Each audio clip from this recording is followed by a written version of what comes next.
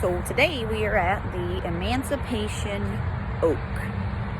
It's one of the oldest trees in our country since our country was founded.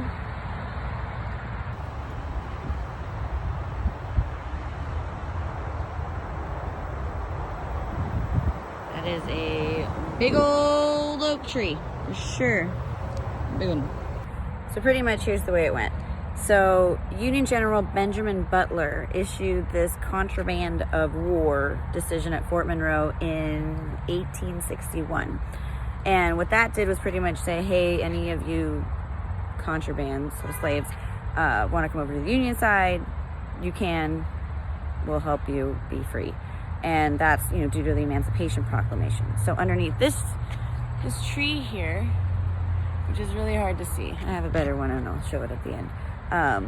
But a bunch of the students came here and everyone just kept congregating under this tree, I guess. So the fact that slaves weren't allowed to read or, get an education of any kind made it like they all wanted one. They all wanted to read, yeah. So what happened was everyone congregated here so much, they were like, all right, well, we're just gonna start this here.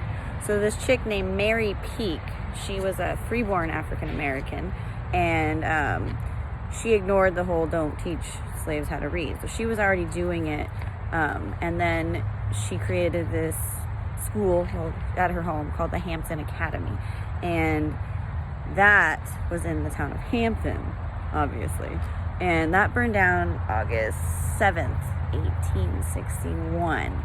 But anyway, she taught in an abandoned cottage next to like the Chesapeake Bay or something.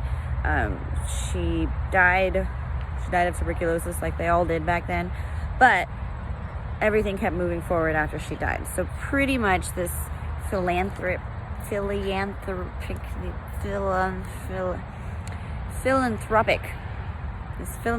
company based out of New York, I don't remember what they called, something, they sent this guy, the Reverend Lockwood, down to Hampton for his first missionary endeavor of the Civil War.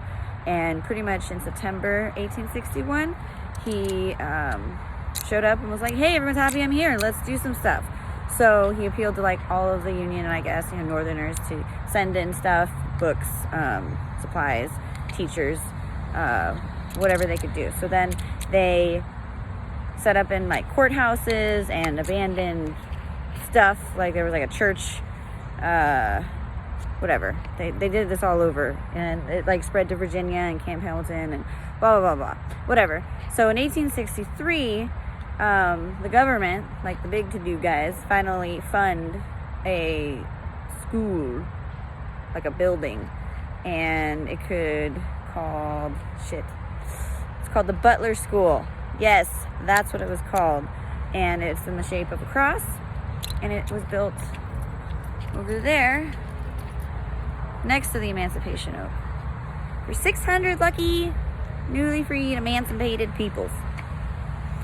So it was pretty cool. Oh, and the trees are like super protected now. Like, you're not allowed to do stuff. But I think all oaks are protected.